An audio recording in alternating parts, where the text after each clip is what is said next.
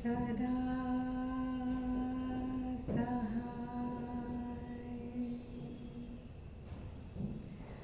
ॐ नमः शिवाय। गुरुजी सदा सहाय।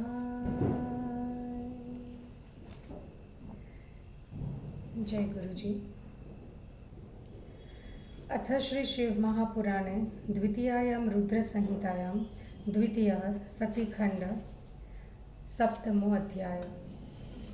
ब्रह्मोवाच वरं दत्त्वा मुने तस्मिन् शम्भावन्तहृते तदा सन्ध्याप्यगच्छ तत्रैव यत्र मेधातीर्थिर्मुनिः।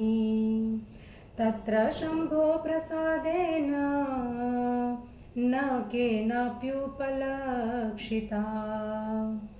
सस्मारवर्णिनं तं वे स्वोपदेशशङ्करं तपः।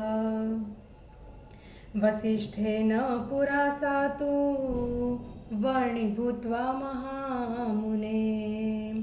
उपदिष्टा तपस्वर्तु वचनात् परमेष्ठिनः। तमेव कृत्वा मनसा तप आश्चर्योपदेशकम्। पतित्वेन तदा सन्ध्या ब्राह्मणं ब्रह्मचारिणम्। समिद्विघ्नो महायज्ञे मुनिभिर्नोपलक्षिता। हृष्टा शम्भुप्रसादेन सा विवेशविधेसुता। तस्याः पुरो दाशमयं शरीरं तत्क्षणात् ततः। दग्धं हव्यमयं गन्धं तस्तारयदलक्षितम्। वह्निस्तस्याः शरीरं तु दग्ध्वा सूर्यस्य मण्डलम्। शुद्धं प्रवेशयामानास् शम्भोरेवाग्नया पुनः। सूर्योदयद्य विभज्यात् तच्छरीरं तदा रथे। स्वके संस्थापयामास प्रीतये पितृदेवयोः। तदूर्ध्वभागस्तस्यास्तु शरीरस्य मुनीश्वर। प्रातः सन्ध्या भवत्सा तु आहो रात्रादिमध्यगा। तच्छेषभागस्तस्यास्तु अहोरात्रान्तमध्यगा। सा सायमभवत् सन्ध्या पितृप्रीतिप्रदा सदा। सूर्योदयात् प्रथमं यदा स्यादरुणोदयः। प्रातः सन्ध्या तदोदेति देवानां प्रीतिकारिणी। अस्तङ्गते ततः सूर्ये शोणपद्मनिभे सदा। उदेति सायं सन्ध्यापि पितॄणां मोदकारिणी। तस्याः प्राणास्तु मनसा शम्भुनाथ दयालुनां। दिव्येन तु शरीरेण च क्रीरे हि शरीरिणः।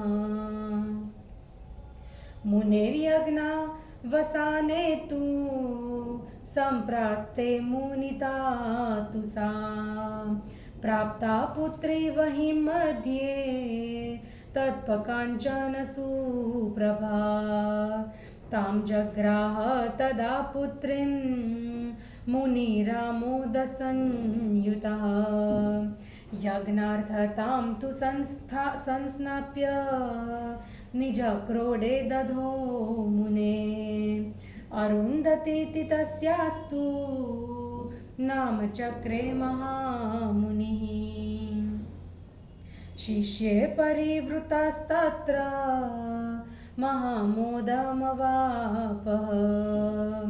न रुणद्धि यतो धर्म सा कस्मादपि कारणात्। अतः स्त्रीलोके विदितं नाम सम्प्राप्त स्वयं।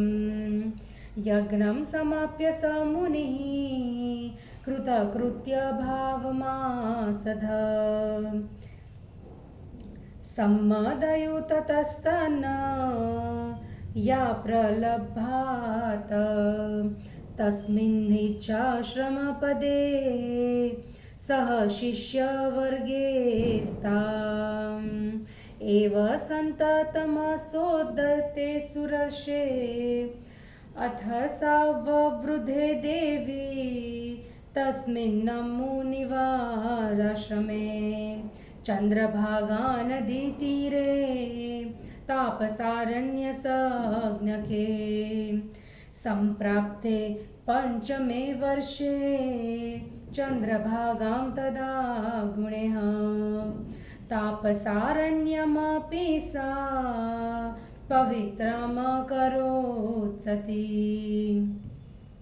विवाहं कारयामासु तस्या ब्रह्मसुतेन वै। वसिष्ठेन हररुन्धन्त्या ब्रह्म विष्णु महेश्वरः। तद्विवाहे महोत्साहो बभूव सुखवर्धनः। सर्वे सुराश्वमुनयः सुखमापुः परं मुने। ब्रह्म विष्णु महेशानां करनिसृततो यतः। सप्तनद्धः समुत्पत्रः क्षिप्राधापु सुपवित्रकः। अरुन्धती महासाध्वी साध्वीनां प्रवरोत्तमा। वसिष्ठं प्राप्य सारेजे मेधातिथिसुता मुने। यस्याः पुत्राः समुत्पन्नाः श्रेष्ठाः शक्त्यदयः शुभाः। वसिष्ठं प्राप्य तं कान्तं सरेजे मुनिसत्तमा। एवं सन्ध्याचरित्रं ते कथितं मुनिसत्तमा।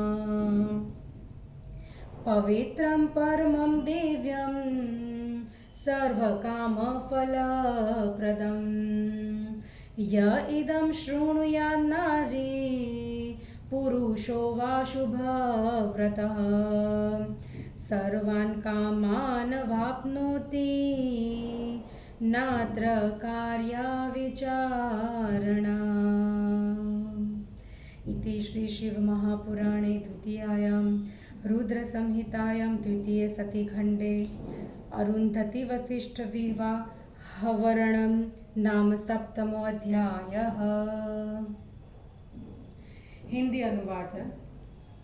ब्रह्मा जी ने कहा, हे मुनिवर, उसे वरदान देकर शिवजी के अंतर्धान हो जाने के बाद वह संध्या मेधादिति मुनि के पास गई।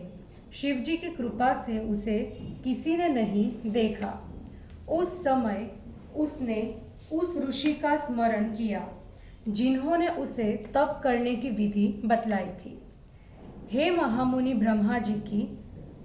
ब्रह्मा जी की आज्ञा से ब्रह्मचारी का वेश धारण कर वशिष्ठ मुनि ने उसे तपस्या करने का उपदेश दिया था।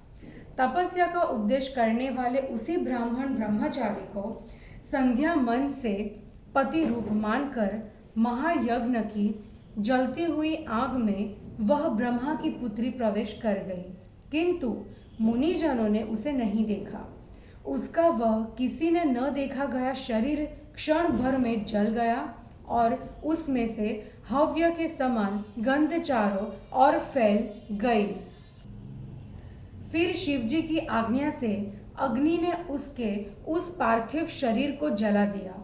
और उसके शुद्ध शरीर को लेकर सूर्यमंडल में प्रवेश किया।